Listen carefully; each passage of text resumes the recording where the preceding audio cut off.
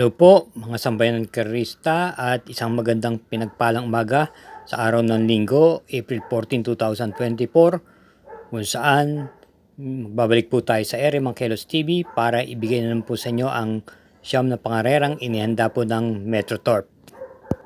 At atin mga giya, hindi na po tayo maiinip pa dahil sa karera numero 1 numero 2 ay matutanghayan po natin ang mga pangunahin mananakbo. Tulad na lang po sa race 2 yung Road to Triple Crown na paghahanda po ng mga kalahok. At sa karera numero 1 yung naghahamon naman na imported horse na Prime Factor na muling tatakbo. Sa kabuuan po, kapal din po ang lineup na sa bandang likuran at marami po ang magsisitakbo. Kaya sa punto to, samahan niyo na po ako upang atin na pong maihatid sa inyo aking mga giya. Salamat po. Karera numero 1, start time is 4:30 PM. Ito po ang first set ng winner take all, races 1 to 7. May distansyang 1,400 meters. Ito po ang NPJAI CRA Asia Incorporation Special Race. Class 3 merge 47 to 53 and 54 to 60 group. Ito po ay merong 7 kalahok dito. Ating pong pampremera yung tatlong sunod na panalo na ang nagagawa, yung naghahamon na numero 5 Prime Factor na muling renda ni JB Hernandez.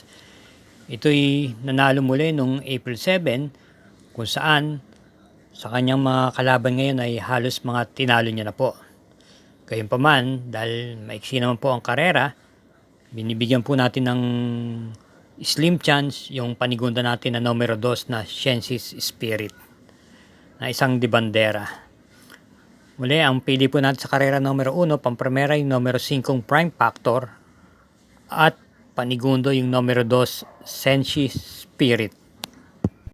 Karera numero 2, ito po ang first pick 5, races 2 to 6, distansya 1,600 meters. Post time is 5:05 PM at ito po ang 2024 Phil Racom Road to Triple Crown Stakes Race na kinabibilangan po ng 7 mga pangunahin kalahok. Ating pong pampremera rito yung numero 2 na Batang Manda na sa ngayon wala pa rin talo po. Ito po ay papatubayan po ni Patty Dilema at ang pinakahuling panalo niya po ay nung March 9 kung saan nagwagi po siya at tinalo niya po sila Uncle Vines at Daily Burn. Ito po ay pwedeng isabay sa unahan at pwede rin pong i-pacing. Samantalang atin napipisil na mahigit niyang katunggali dito yung panigundo natin numero 1 Ghost na isang derimate na muling papatubayan po ni J.A. Guse. Ang pinakahuling takbon to na kung saan siya po ang pinakalyamado, siya po ay dumating lamang ng tersera pwesto sa karerang pinalunan po ng dehadong High Roller. Bukod doon, may angkin po siyang panalo noong December 31 pa po, kung saan tinalo niya po sila Bill Jordan at Morning After. Muli po siyang rerendahan ni J.A. Guse. Kaya muli ang pili po natin sa karera numero 2, pampremera numero 2 Batang Manda at panigundoy numero 1 Ghost. Karera numero 3, start po ng second winner take all, races 3 to 9, may distansyang 1,400 meters, post time is 5:40 PM. Ito po ang MPJAI Pilipinas Super League Special Race kung saan meron pong 7 kalahok dito at ito isang Class 5, Group 5 for non-placers. Ating pong first choice dito yung dihadong numero 7 Heavenly Star na papatnubayan po ni M.E. De Ocampo. Ito po ay naipipacing at pwede rin pong itong isabay sa unahan. Bagamat yung mga nakarang takbo niya ay hindi pa po gaano nagpapakita, pero manmanan po natin to dahil parati po itong dumatating lamang ng pang-4 hanggang pang-6 na pwesto. Parati po siyang nandoon sa pwestong yon at mukhang Tsumetsyempo lang po ito ng magandang laban. Baka sakali ho, ito na po ang kanyang hinihintay. Kaya tapunan po natin to. Panigundan po natin dito yung numero 6 na Yakapin Mo Ako, na papatnubayan naman po ni JD Calagos. Ito naman po ay dumating ng pang-anim na pwesto nung March 26 kay Jumbo, at na tersera naman nung March 6 kay Tokyo Rumba. Pwede pong iparimate at pwede din pong isabay sa unahan to. At panersera naman po natin yung numero 5 Ariana na may angkin tuling. Na tersera pwesto lamang po to nung April 6 kay Charm and Luck at Heaven and Earth. At siya po muling rerendaan ni AM Tansyoko. Kaya tampili po natin dito sa karera numero 3, pampramera yung numero 7 Heavenly Star, panigundo yung numero 6 Yakapin Mo Ako, at panersera yung numero 5 Ariana.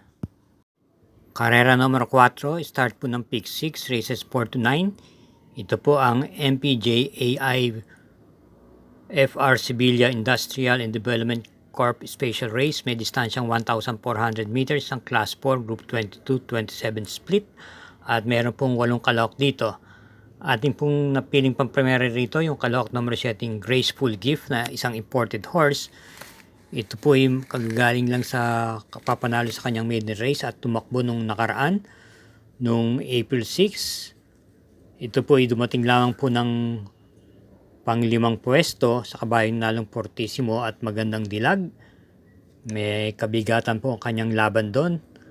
Kaya sa tingin ko medyo sinubok lang po ito ron. Ito po ay isang derimate. At ang atin namang panigunda rito yung numero 8 Bad Boy MJ na alam natin na veteran na po sa mga pagdating sa stakes race. Ito yung nagbabalik pista at medyo hindi pa po ganong kabutihan ang kanyang pinapakita ng nakaraan. Nung April 7 siya ay dumating lamang po ng pampito kay Agaron at High Roller. Pero nung March 24, siya po ay dumating po ng tersera pwesto kay California King at Go Aidan Go. Si Ares po ang papatong. Ito po ay naipipacing at naiparirimate. Kaya muli ang pili po natin dito sa karera numero 4, pampremera numero 7 Graceful Gift, panigundoy numero 8 Bad Boy MJ. Muli mga katrokis, huwag po tayong makakalimot mag-subscribe, gayon din ba paki-share, at gayon din po i-hit ang like button ng Mangkelos TV. At be sure to watch the ads. Salamat po! Karera numero 5, start po ng second pick 5, races 5 to 9, distance 1,400 meters. Ito ang MPJAI Luis Andesena Villanueva Special Race. Isang Class 5, split group 6 to 10. Meron po tayong 10 entries dito. Ating pong first choice yung numero 2, Bonnie Avenue, na may angkin rimate. Ito ipapatnubayan ni MR Elios. At 2 beses na po siyang dumadating ng segundo pwesto. Ang pinakahuli nung April 9 na segundo po siya kay Beautiful Day. At ang isa pa nung March 22 kay High Quality. Same rider, AB Serios. Ating pong panigunda yung may banderang numero 3 Bukawi River Town na natersera nung April 6 kay Kentucky Rain. At nanalo naman po nung March 31 kung saan tinalo niya si Malabon King at One of a Kind.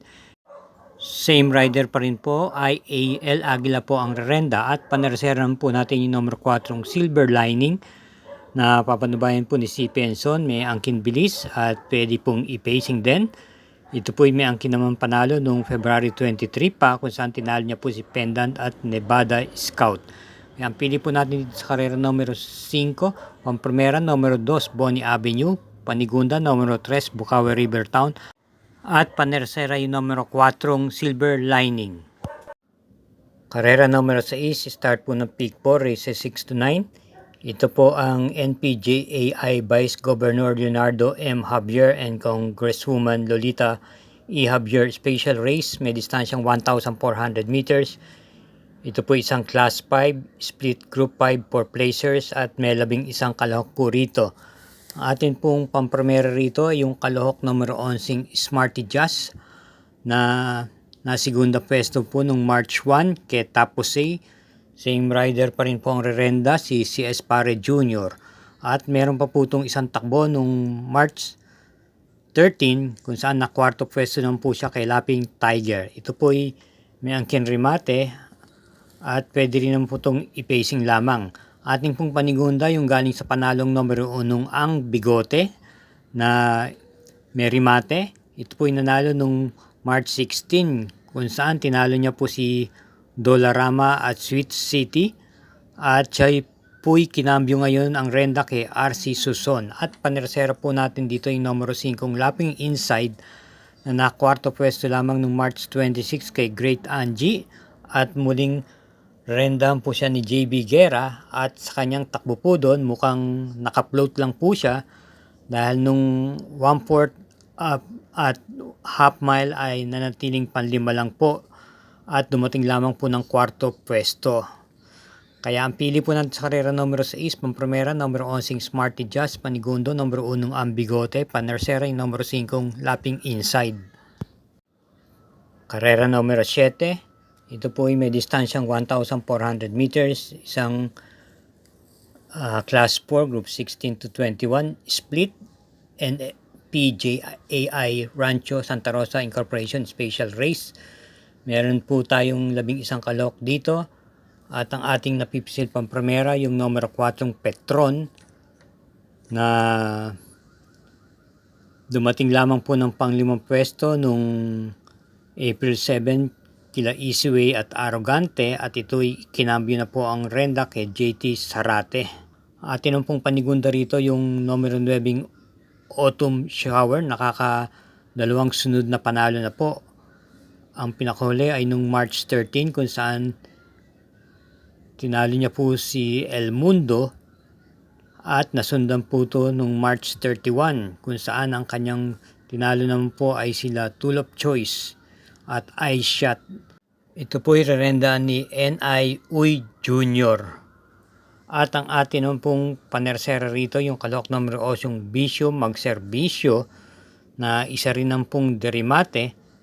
Ito po ay dumating ng panglimang pwesto noong April 6 sa karerang pinalunan ni Golden Sunrise. JB Bakaykay po ang Romenda, ngayon po kinambyo na po kay M.A. Alvarez. At sa laban ng pong yon, siya po ay nanatili sa ika-4 na pwesto pagsapit ng half mile at 1/4 mile. At pagdating sa meta, medyo iniurong. Baka nakikiramdam lang po ito. Kaya wag po natin itong iiwanan. Kaya muli ang pili po natin sa karera numero 7, pampremero, numero 4 Petron, panigundo yung numero 9 Autumn Shower at panersera yung numero 8 Bisyo Magserbisyo.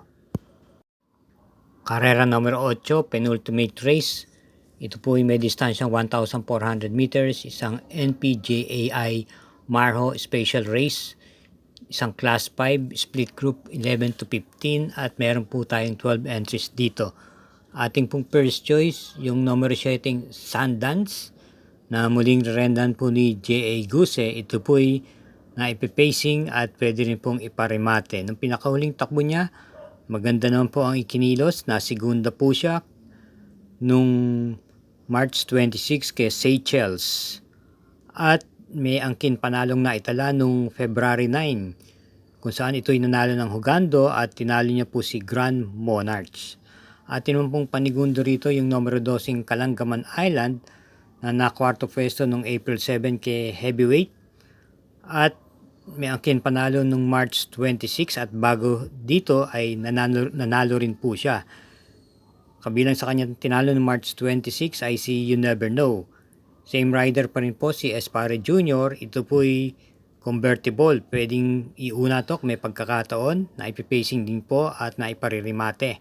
Kaya ang pili po natin sa karera numero 8, pampremera, numero 7 Sundance at panigundo yung numero 12 Kalangaman Island. Karera numero 9, last daily double na po. Paratingan po ito ng second set ng winner take all. Pick 6, pick 4 at second set ng pick 5. Ito po ay may distansyang 1,400 meters, ang NPJAI Viracom Cup Race, isang Class 5, split group 6 to 10 at meron po tayong 12 kalahok dito. Ating pong first choice dito yung kalahok numero 9 Dugong Bughaw, nararendahan po ang regular rider niyang si Espare Jr. Na kwarto pwesto po ito nung March 30 kay Hombre. At may naitalang panalo nung February 28 kung saan tinalo niya po sila Swakto Power Duo at Primetime Magic. Ito po ay na ipepacing. At ang ating pong panigunda dito in coupled entries number 4 Askenesi Silver Glow Askenesi. Tapos manggaling sa bakasyon, tumakbo noong March 13. Maganda po ang kanyang ikinilos. Nasigunda po ito ng Dihado kay Celebrity. Same rider, JG Serrano. Ito po ay may angkin tuling. At yung couple entries niyang Silver Glow naman na isang Darimate. Muling renda ni OP Cortez na tersera naman po ito noong March 31 kay G's Colt at Top Posey. Ating pong panerseri dito yung coupled entries din na numero 3. Make a Difference, Color Blast. Make a Difference. Nanalo po ito noong March 30. Galing sa likuran kung saan tinalo niya po si Blue Thunder at ang rumenda po sa kanya ay si J.A. Gusi. Muli po siya rin po. At yung kakopulad niyang Color Blast, ito po ay isang Darimate at pagsungaw ng rekta, asahan yung malakas po ang dating nito sa meta. Kaya ang pili po natin sa karera numero 9, pang-primera, numero 9 yung Dugong Bughaw, panigundo yung coupled entries numero 4 Askenesi Silver Glow at panersera yung numero 3 na coupled entries Make a Difference Color Blast. Dito na po tayo muli nagtatapos mga katrokis at mga kasamaan sa industriya ng pangarera. Thank you again for watching at naway matapat po muli ang ating mga giya at hinay-hinay lang po tayo sa ating paglilibang. Akin lang pong pinapalala, gabay lang po ito. Inyo pa rin sariling diskarte ang siyang dapat masunod pagdating sa takilya. Iingat din po sa ating pag-uwi. Again, good luck.